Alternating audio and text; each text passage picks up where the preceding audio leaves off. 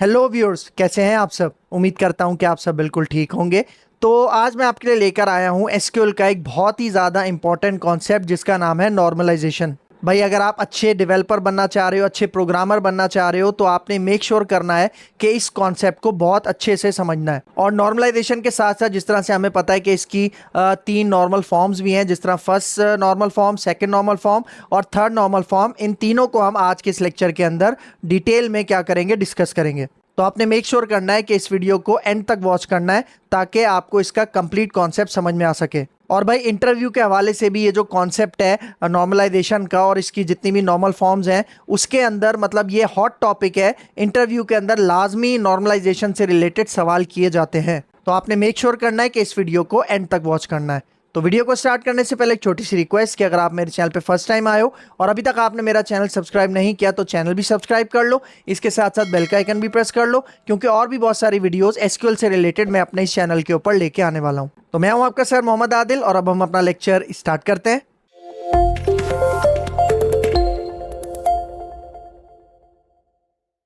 अच्छा, आज हमारे पास टॉपिक है एसक्यूएल के अंदर नॉर्मलाइजेशन। ठीक है, मतलब database normalisation. Database normalisation is the process of organising data to minimise data redundancy. ठीक है, मतलब यहाँ पे डेटा नॉर्मलाइजेशन का कॉन्सेप्ट क्या है, ये एक प्रोसेस है। ठीक है, हमारे डेटा को ऑर्गेनाइज करने का, मतलब मेंटेन करने का इस तरह से कि उसके अंदर डेटा रिडंडेंसी मिनिमाइज हो जाए, कम हो जाए या खत्म हो जाए।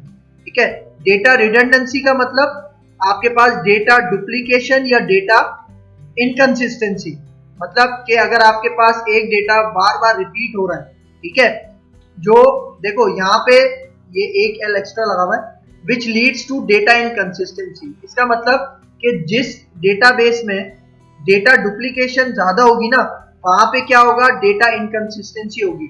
मतलब हमारा कंसिस्टेंट डेटा नहीं होगा, मतलब जो डेटा हमें रिक्वायर्ड है वो डेटा हमारे पास कंसिस्टेंट नहीं होगा। सही है। डिसएडवांटेजेस डेटा रिडंडेंसी के, ठीक है, मतलब डेटा रिडंडेंसी के डिसएडवांटेजेस क्या है। एक तो डिस्क स्पेस वेस्टेज। इसका मतलब कि हमारे पास बहुत सारे स्पेस ऐसा डेटाबेस में होता है जो कि वेस्ट हो रहा होता है और हमें पता नहीं चलता। ठीक है, उनकी वजूहात, ये क्या है, एक डिसएडवांटेज है।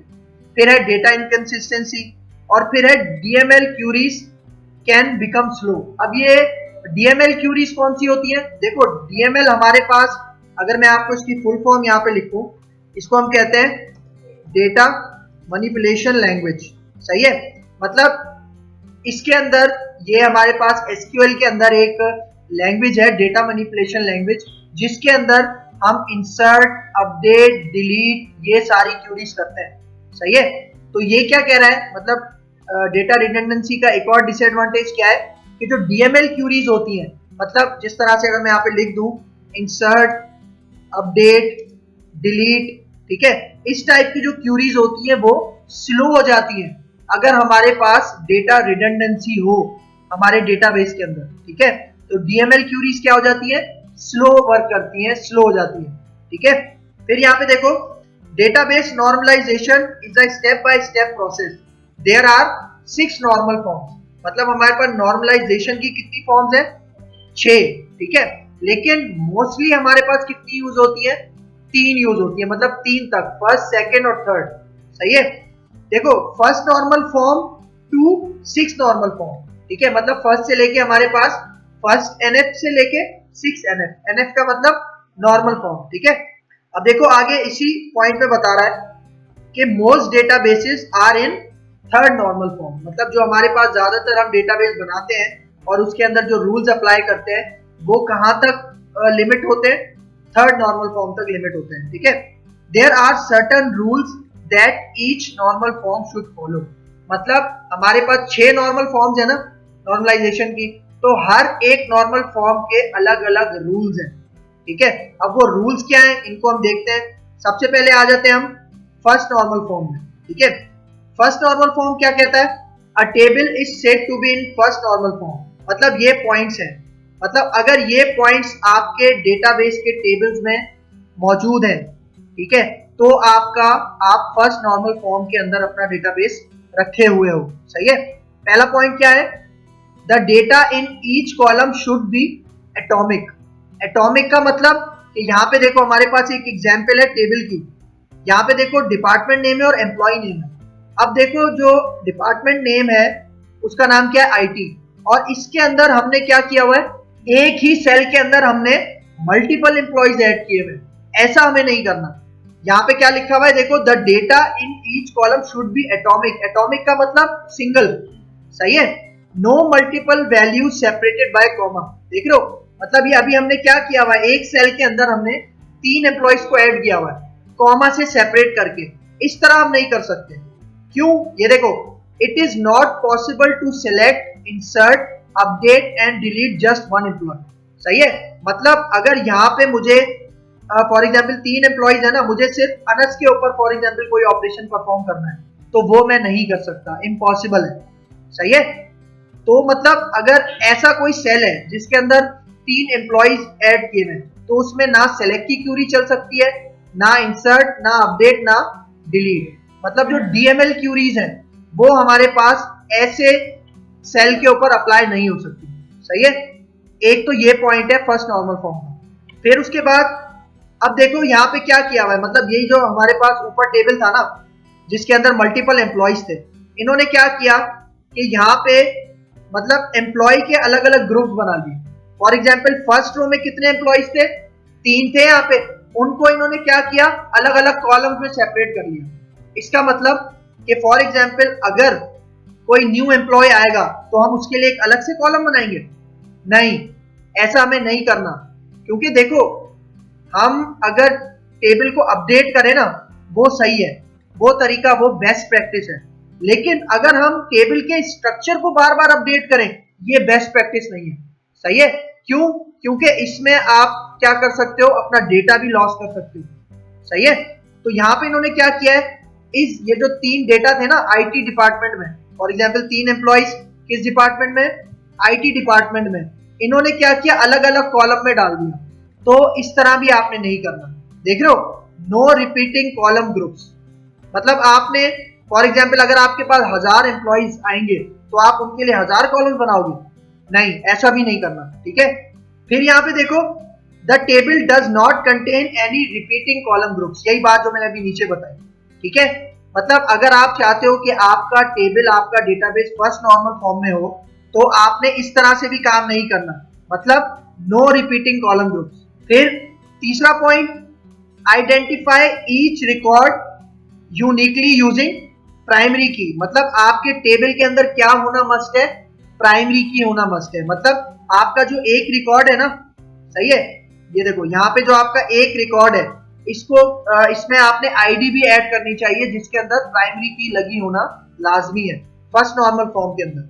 सही है, तो ये आपका फर्स्ट नॉर्मल फॉर्म का कॉन्सेप्ट। अब देखो यहाँ पे ये जो रिपीटिंग कॉलम ग्रुप्स हैं, यहाँ पे अब इसके नीचे आप क्यूरी पढ़ो, more than 3 employees table structure change required. इसका मतलब कि अगर आपके एम्प्लॉयज बढ़ते जाएंगे तो आपको अपने टेबल के स्ट्रक्चर को मॉडिफाई करना पड़ेगा। सही है, आप क्या कर सकते हो, अपडेट वगैरह अगर टेबल के अंदर कर रहे हो ना अपडेट कमांड के थ्रू, वो सही है, आप स्ट्रक्चर को बार बार मॉडिफाई नहीं कर सकते। सही है, इस नॉर्मल फॉर्म के अंदर। ठीक है, अब देखो, less than 3 employees waste disk space. इसका मतलब कि अगर फॉर एग्जाम्पल आपके ये जो आईटी डिपार्टमेंट है इसके अंदर कितने एम्प्लॉयज हैं, 3, और एचआर के अंदर सपोज करो कि सिर्फ 1 है, तो ये जो बाकी 2 सेल हैं ये क्या हो गए, वेस्ट हो गए। तो मतलब इनका स्पेस क्या हो रहा है, वेस्ट हो रहा है। तो इस चीज से भी हमने बचना है फर्स्ट नॉर्मल फॉर्म के अंदर। सही है, फिर आ जाते हैं सेकंड नॉर्मल फॉर्म पे। इसका पहला पॉइंट अगर यहाँ पे देखो, the table is said to be in 2NF, मतलब सेकंड NF इफ। पहला पॉइंट क्या है, मतलब देखो यहाँ पे ये क्या कह रहा है कि आपका टेबल सेकंड नॉर्मल फॉर्म में कब होगा, जब वो इन 4 रूल्स को फुलफिल करेगा, फॉलो करेगा। ठीक है, अब पहला रूल क्या है, the table meets all the conditions of first normal form. मतलब कि अगर आपका टेबल फर्स्ट नॉर्मल फॉर्म के अंदर मौजूद है तो वो ऑटोमेटिकली सेकंड नॉर्मल फॉर्म का पहला पॉइंट फॉलो कर लेता है, फुलफिल कर लेता है। सही है, फिर उसके बाद दूसरा पॉइंट है, there are no partial dependencies in the table. अब ये पार्शियल डिपेंडेंसीज क्या है? देखो पार्शियल डिपेंडेंसीज, इसको जरा गौर से सुनना, ठीक है। अगर मैं आपको यहाँ पे ये टेबल दिखाऊं, ठीक है, देखो टेबल से समझाता हूँ। हमारे पास ये टेबल है, इसके अंदर आप देखो employee ID, department ID, employee name, age, salary, department name, department head, department location, ठीक है। अब यहाँ पे ये जो आपके पास एम्प्लॉय आईडी और डिपार्टमेंट आईडी है, ये है कंपोजिट की। कंपोजिट की अभी मैंने बताया, कंपोजिट प्राइमरी की का मतलब कि जब आप एक से ज्यादा कॉलम्स के ऊपर एक प्राइमरी की लगाते हो, उसको हम क्या कहते हैं? कंपोजिट प्राइमरी की कहते हैं, ठीक है। अब यहाँ पे कंपोजिट प्राइमरी की है, मतलब एम्प्लॉय आईडी और डिपार्टमेंट आईडी, इन दोनों के ऊपर एक आपके ऊपर क्या लगी हुई है? प्राइमरी की लगी हुई है। अब आप एक चीज यहाँ पे नोट करो, अगर मैं यहाँ पे आपको इस तरह से समझाऊं, ठीक है, यहाँ पे देखो हमारा ये जो कॉलम्स है, ठीक है, ये जिनके ऊपर कोई भी आपके पास की नहीं लगी हुई, मतलब employee name, age, salary, department name, department head, department location, इनके ऊपर कोई भी की नहीं लगी हुई, मतलब ना प्राइमरी की, ना यूनिक की, ना फॉरेन की, कुछ भी नहीं लगी हुई, ठीक है। इसका मतलब एम्प्लॉय नेम से लेकर डिपार्टमेंट लोकेशन तक के ये जो आपके पास हैं, ये है नॉन की फील्ड्स। कौन सी फील्ड्स है? नॉन की, मतलब जिन कॉलम्स के ऊपर कोई भी की नहीं लगी हुई, उनको हम क्या कहते हैं? नॉन की फील्ड्स, सही है। अब नॉन की फील्ड्स आपकी एम्प्लॉय डिपार्टमेंट एम्प्लॉय आईडी या डिपार्टमेंट आईडी पे डिपेंड करता है या नहीं करता।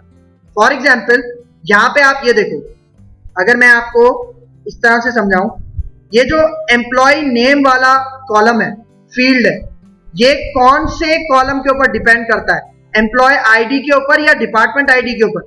ये डिपेंड करता है एम्प्लॉय आईडी के ऊपर, सही है। और इसी तरह एज, एज किसकी होती है? एम्प्लॉय की होती है ना, तो ये भी आपके पास किसके ऊपर डिपेंड करता है? एम्प्लॉय आईडी के ऊपर डिपेंड करता है। फिर इसी तरह सैलरी, सैलरी किसकी होती है? एम्प्लॉय की होती है, तो ये सैलरी का कॉलम भी किसके ऊपर डिपेंड करता है? एम्प्लॉय आईडी पे डिपेंड करता है। लेकिन अगर आप इन तीनों को देखो, डिपार्टमेंट नेम, डिपार्टमेंट हेड और डिपार्टमेंट लोकेशन, तो ये डिपार्टमेंट नेम एम्प्लॉय आईडी पे डिपेंड करता है या डिपार्टमेंट आईडी पे? डिपार्टमेंट आईडी पे, ठीक है। तो अगर मैं यहां पे आऊं, तो ये डिपार्टमेंट नेम किस पे लिंक करता है? डिपार्टमेंट आईडी पे। फिर इसी तरह डिपार्टमेंट हेड किस पे लिंक करता है? डिपार्टमेंट आईडी पे। फिर डिपार्टमेंट लोकेशन किस पे लिंक करता है? डिपार्टमेंट आईडी पे। अब पार्शियल डिपेंडेंसीज का मतलब यहां पे समझना, ठीक है। अब पार्शियल डिपेंडेंसीज का मतलब यह है कि आपके जो नॉन की एट्रीब्यूट्स हैं, नॉन की कॉलम्स हैं, वो अलग अलग की कॉलम पे डिपेंडेंट नहीं होने चाहिए, पार्शियल डिपेंडेंट नहीं होने चाहिए। पार्शियल का मतलब अलग अलग, मतलब कुछ नॉन की जो आपके पास फील्ड्स हैं वो किसके ऊपर डिपेंडेंट है? एम्प्लॉय आईडी पे।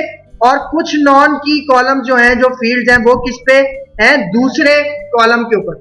मतलब ये जो पार्शियल डिपेंडेंसीज हो रही है ना, मतलब 3 कॉलम एम्प्लॉय आईडी पे डिपेंड कर रहे हैं और 3 कॉलम डिपार्टमेंट आईडी पे डिपेंड कर रहे हैं, तो ये क्या है? पार्शियल डिपेंडेंसी है। पार्शियल डिपेंडेंसी का मतलब अलग अलग डिपेंडेंसी।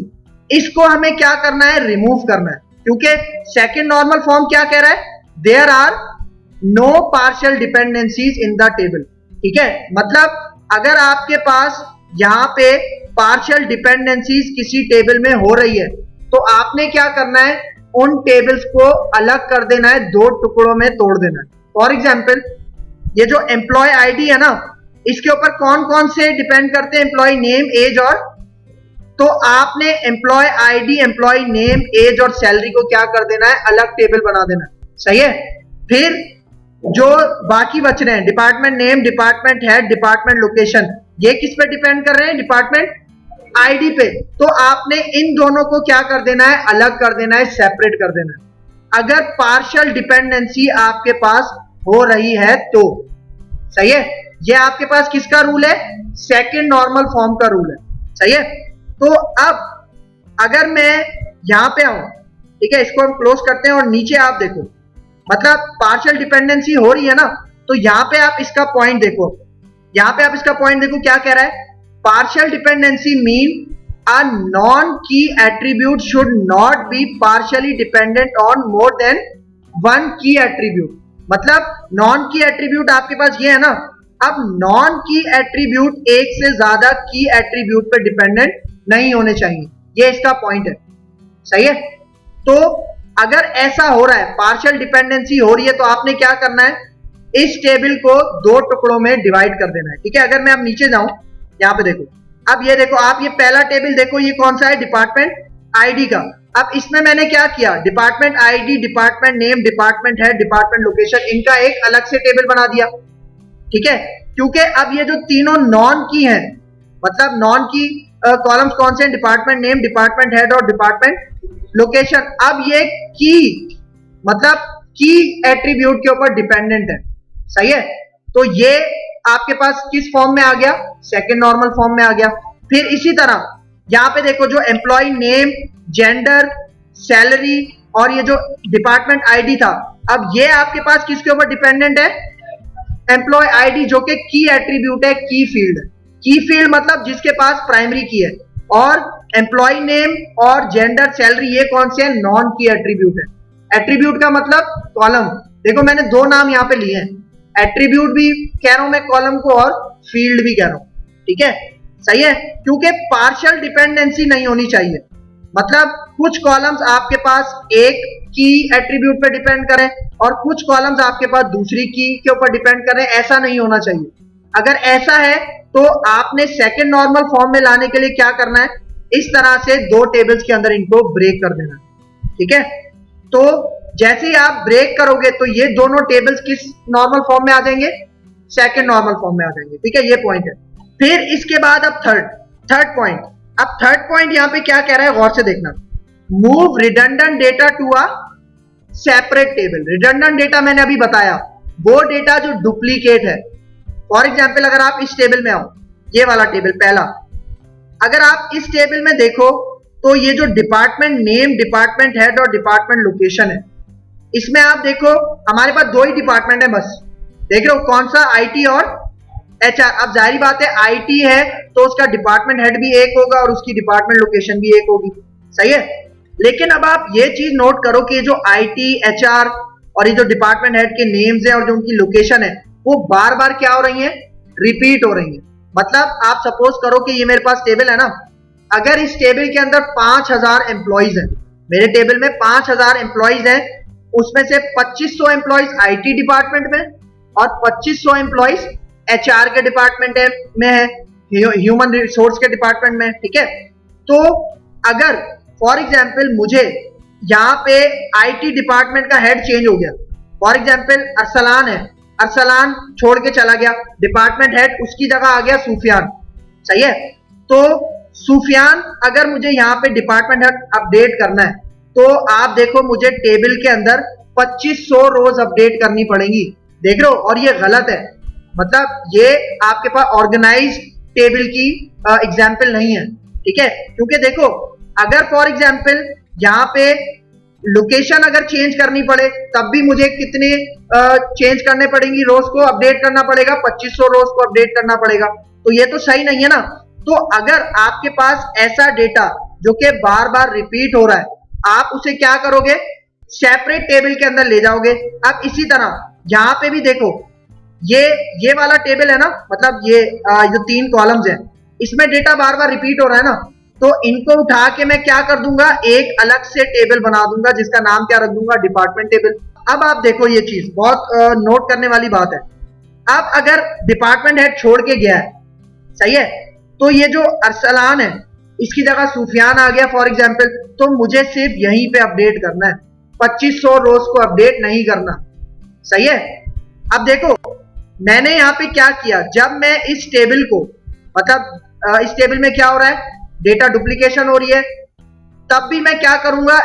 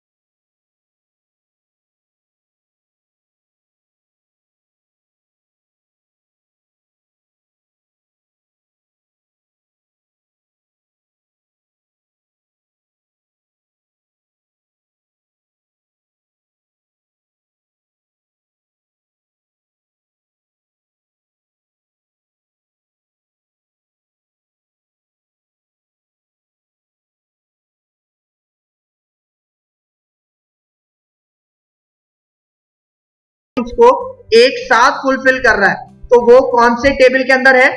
थर्ड नॉर्मल फॉर्म के टेबल के अंदर है। मतलब उसका पहला पॉइंट वो ऑटोमेटिकली फिल कर देता है, अगर वो फर्स्ट नॉर्मल फॉर्म में है या सेकंड नॉर्मल फॉर्म में। या नहीं, देखो या नहीं लगाना बीच में, ठीक है, ये पॉइंट गौर से सुनना।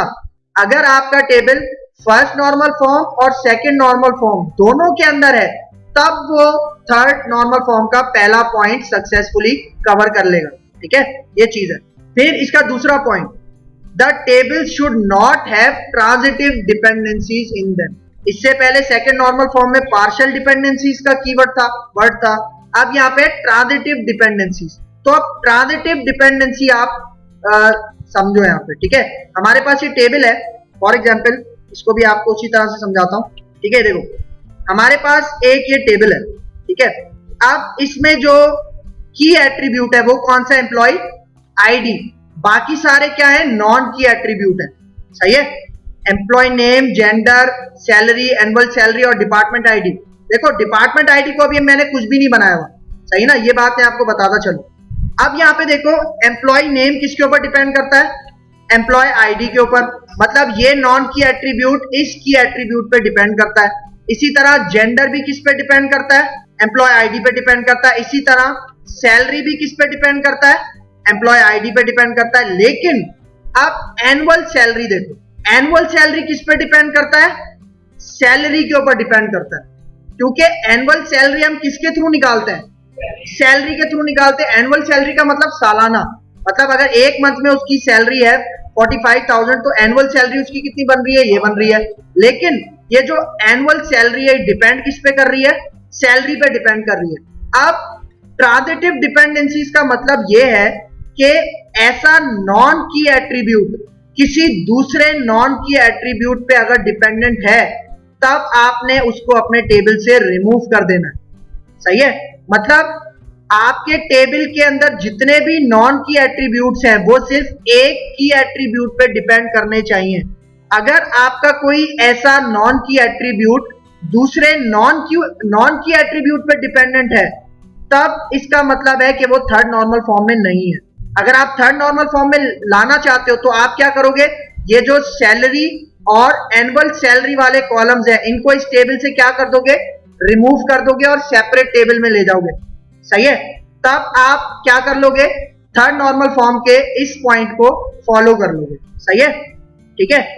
अच्छा यहां पे आप इसका पॉइंट देखो, पहला पॉइंट, ठीक है, ट्रांजिटिव डिपेंडेंसीज की बात कर रहे हैं। Does not contain columns attributes that are not fully dependent on the primary key. Primary key कौन सा है यहाँ पे? Employee ID. अब ये कह रहा है कि ऐसा कॉलम नहीं होना चाहिए आपके टेबल में जो प्राइमरी की के ऊपर डिपेंडेंट ना हो। अब यहाँ पे एनुअल सैलरी का अगर आप कॉलम देखो, ये प्राइमरी की के ऊपर डिपेंड कर रहा है? नहीं, ये किसके ऊपर डिपेंड कर रहा है? सैलरी के ऊपर डिपेंड कर रहा है। मतलब जितने भी नॉन की एट्रीब्यूट्स हैं, नॉन की कॉलम्स हैं, वो सारे की कॉलम के ऊपर, एक की कॉलम के ऊपर डिपेंडेंट होने चाहिए, ठीक है। लेकिन अगर कोई ऐसा कॉलम है जो कि दूसरे नॉन की एट्रीब्यूट के ऊपर डिपेंडेंट है, तो आपने क्या करना है कि उस कॉलम को और जिस कॉलम पे वो डिपेंडेंट है उसको क्या करना है? अलग कर लेना, सही है, सेपरेट टेबल बना लेना। तो फॉर एग्जांपल अगर मैं यहाँ पे इनको सेपरेट करूं, किस तरह से?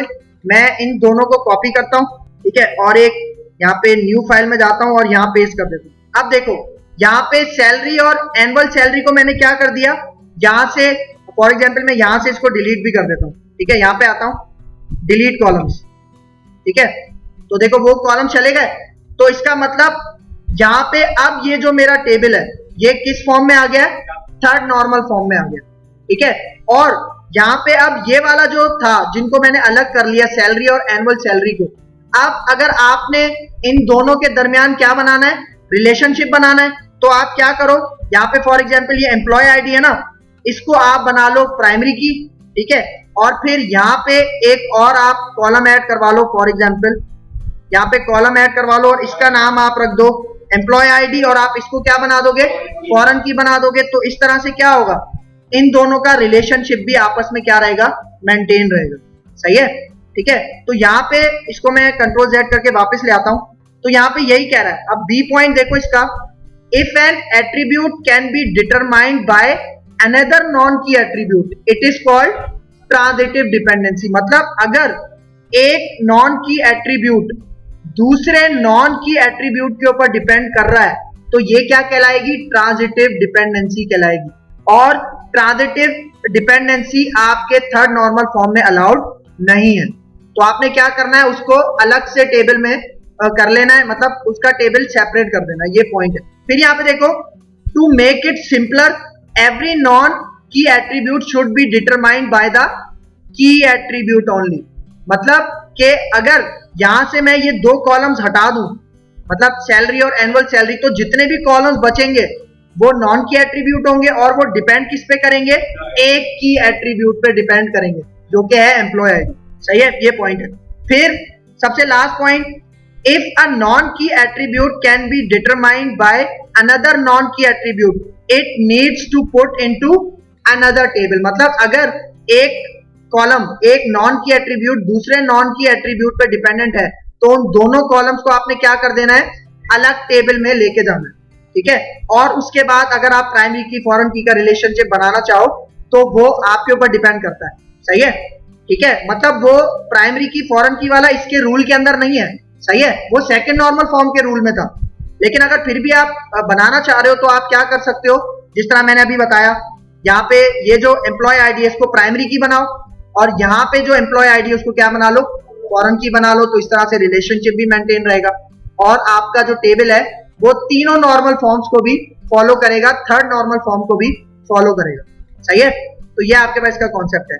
तो ये था हमारा आज का कॉन्सेप्ट नॉर्मलाइजेशन इन एसक्यूएल। उम्मीद करता हूँ कि आपको बहुत अच्छे से समझ में आया होगा। अगर इस लेक्चर के हवाले से कोई भी कंफ्यूजन है तो कमेंट बॉक्स में मुझसे ज़रूर पूछ लेना। तो अगर आपको मेरी वीडियो पसंद आई है तो मेरा चैनल लाइक कीजिए, शेयर कीजिए, सब्सक्राइब कीजिए और मुझे अपनी दुआ में याद रखिए। तो मिलते हैं इंशाल्लाह नेक्स्ट लेक्चर में, तब तक के लिए दीजिए इजाज़त। अल्लाह हाफिज़।